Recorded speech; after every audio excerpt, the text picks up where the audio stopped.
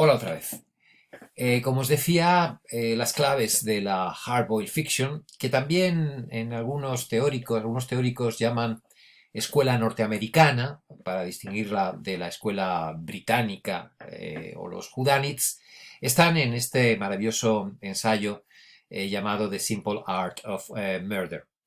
En Raymond Chandler va a enumerar los elementos de los whodunits o de la escuela británica que de alguna manera son rechazados por la novela hardboiled. Por ejemplo, él sobre todo pone en cuestión, uno de los elementos que pone en cuestión es el crimen. Es decir, ese crimen tan sofisticado, convertido en una de las bellas artes, como decía Thomas de Quincy. Él dice, no, pero el crimen no es así, los crímenes reales no es así, los crímenes reales son sucios, llevados a cabo por gente enfurecida, no por mentes criminales prodigiosas, ni muchísimo menos. No es creíble un crimen perfecto llevado a cabo en una habitación cerrada. Por ejemplo, refiriéndose a uno de estos crímenes perfectos, uno creado por la gran dama del crimen, Dorothy Sayers, dice, y os leo la traducción tal y como aparece en mi ensayo, El simple arte de matar. Hay uno de Dorothy Sayers en el que un hombre es asesinado cuando está solo en su casa de noche mediante un peso que se suelta mecánicamente y que funciona porque el hombre siempre enciende la radio justo en cierto momento, siempre se queda de pie en exactamente cierta posición y siempre se agacha hasta justamente cierto punto. Unos centímetros de error y los espectadores recibirían entradas para otro día. Esto es lo que vulgarmente se conoce como aparecérsele a uno la Virgen. Un asesino que necesita tanta ayuda de la providencia se ha debido de equivocar de oficio. Entonces hay un rechazo frontal a este tipo de crimen ingenioso. Y entonces él apuesta por un crimen donde destaca principalmente, como hemos visto en el clip de The Bandwagon, destaca principalmente la búsqueda, el movimiento. El movimiento. Vemos al detective moverse por lo que Raymond Chandler va a llamar down these mean streets a man must walk. Una frase que ya en sí misma evoca perfectamente, por eso os digo que a mí me apasiona este ensayo, evoca perfectamente todo lo que es la hardboiled fiction. Down these mean streets, que normalmente ha sido traducido como malas calles, pero a mí me encanta el término mean streets, porque amplía más ese concepto de maldad de la traducción española. Y a man must walk. Tenemos un detective que es el único que va a poder solucionar estos crímenes sucios, feos, que se producen en esta gran ciudad asolada de luces de neón, corrupta, etcétera, etcétera, etcétera. Entonces, efectivamente, y el enigma se convierte en algo mucho más oscuro, mucho más complejo. Dashiell Hammett lo definiría en su historia It de 1931, nada que ver con la película o con el libro de Stephen King. Blind man in the dark room hunting for the black hat that wasn't there. El hombre ciego en una habitación oscura buscando un sombrero negro que no estaba allí. Es decir, frente a un enigma, digamos, más bien luminoso, que se puede desentrañar, del típico del whodunit, en el hardboiled fiction lo que tenemos es un enigma que casi siempre, luego lo comentaremos también, aparece como algo bastante mundano, bastante simple. Parece, bueno, simplemente un caso de adulterio, un desfalco, una estafa, un chantaje, pero poco a poco se va complicando, se va complicando, se va complicando, hasta que la resolución definitiva se convierte en algo prácticamente imposible porque es de una excesiva complejidad. La limpieza de esas malas calles de las que habla Raymond Chandler se convierte en algo totalmente imposible. De todas formas, aún así, el detective debe seguir investigando. Como os decía, si os acordáis, hacíamos una especie de... hablábamos del porqué del interés de la novela policíaca. Y es que porque la novela policíaca no importa lo ingenioso o no le importa lo complejo que sea el crimen, al fin y al cabo nos ofrece una solución. Impone una narrativa típica de la novela policíaca sobre una realidad que nosotros entendemos mucho más compleja, mucho más difícil de resolver, mucho más difícil de entender.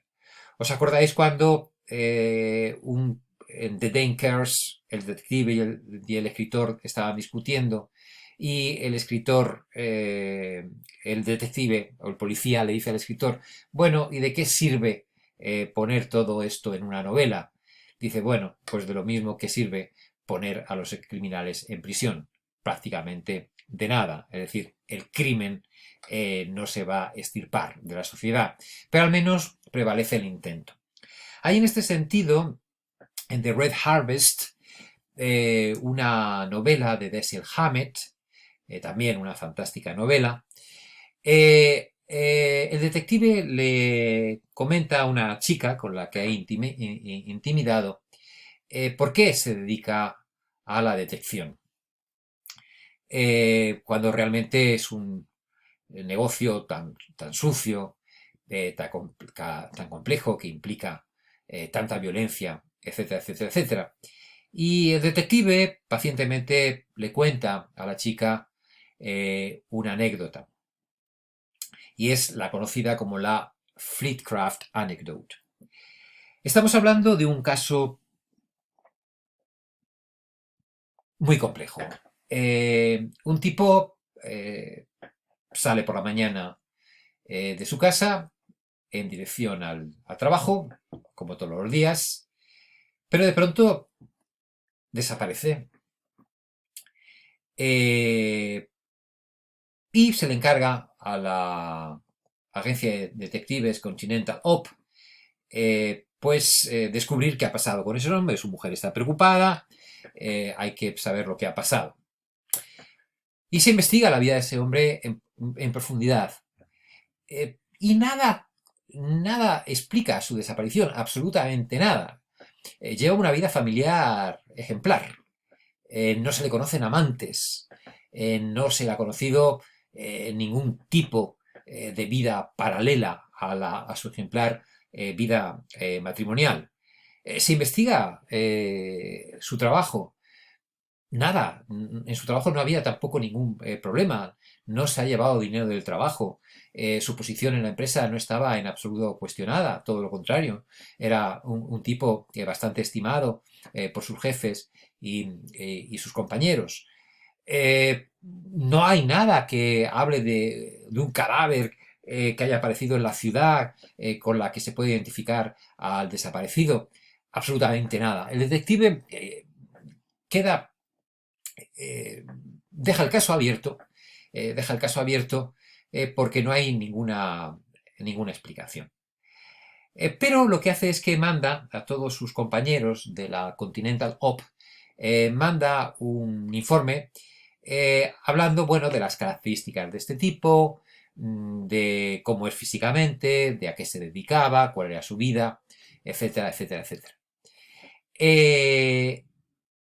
Además era un tipo muy rutinario, es decir, que todos sus días estaban contemplados por una serie de actos, como digo, muy rutinarios, comía en el mismo sitio, tenía sus mismas amistades, jugaba al golf en el mismo sitio, etcétera, etcétera, etcétera. Al cabo del tiempo, un compañero del Continental Op le dice, creo que he encontrado a tu hombre, un poco por casualidad, he hallado con un tipo que está registrado aquí con un nombre falso y me parece que es el mismo que tú estás buscando. Efectivamente, el detective va a buscar a este Fifcraft a su nuevo domicilio, y algo que le llama poderosamente la atención es que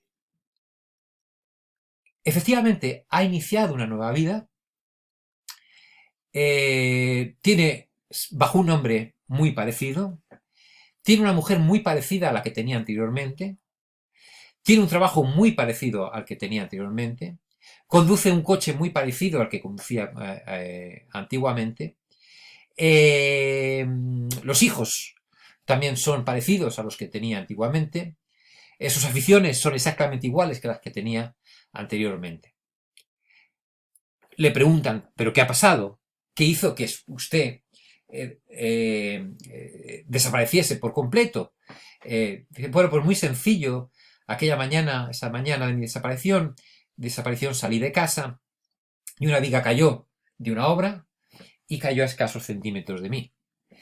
Y me di cuenta de que la vida no tiene mucho sentido, que nuestros actos no tienen mucha lógica. Si esa viga hubiese caído centímetros más a la izquierda o a la derecha, esa viga me hubiese matado. Por lo tanto, decidí que mis actos no tienen consecuencias, que la existencia humana es totalmente gratuita, y que hiciese lo que hiciese, pues mi destino podía estar determinado por unos centímetros a la derecha o a la izquierda. Y me fui, sin dar ninguna explicación. Lo que le gusta al detective de la historia es que la historia, pese a que las vigas caen, la historia tiene una lógica. Al final, el caso se pudo cerrar porque este hombre simplemente volvió a la vida que llevaba anteriormente. En otro lugar, con otra mujer, con otros hijos, pero exactamente igual. Es decir, reconociendo, adaptándose al hecho de que la vida es gratuita, la vida pende de una viga que caiga de un lado a otro, pero que es así y nada de lo que hagamos puede cambiarlo. Por supuesto, la chica que está escuchando la anécdota no encuentra, no se da cuenta de qué tiene que ver esto con la explicación del por qué el detective se dedica a su oficio. Pero para nosotros es la clave fundamental de este tipo de historias. Porque efectivamente nos enseñan a acostumbrarnos a que las vigas siguen cayendo, pero aún así nuestra vida debe continuar. Debemos aceptar lo frágil que es, pero encontrarle una lógica. La anécdota de Fleetcraft es una historia que impone un cierto sentido, un cierto orden en una existencia que entendemos que es caótica, compleja, que asusta, que da miedo, pero que de alguna manera debemos intentar comprender, debemos adaptarnos a ella. Eso es simplemente lo que hizo Fleetcraft y lo que nosotros hacemos continuamente, y lo que la novela policíaca nos ayuda a hacer día tras día. Es cierto,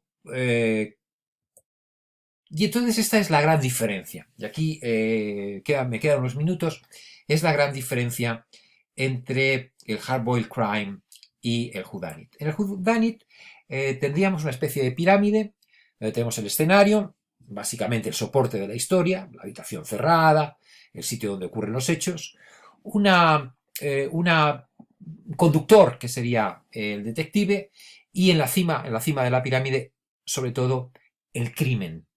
El crimen perfecto. Lo que más interesa dentro de la novela. En cambio, Hard-Boiled Crime sería más como un círculo. Un círculo. En el centro tendríamos al detective. Rodeando al detective tendríamos al escenario. Y el crimen sería lo que rodearía a toda la narración hard-boiled. El crimen deja de ser una simple un ejercicio de ingenio para convertirse en lo que envuelve toda la historia.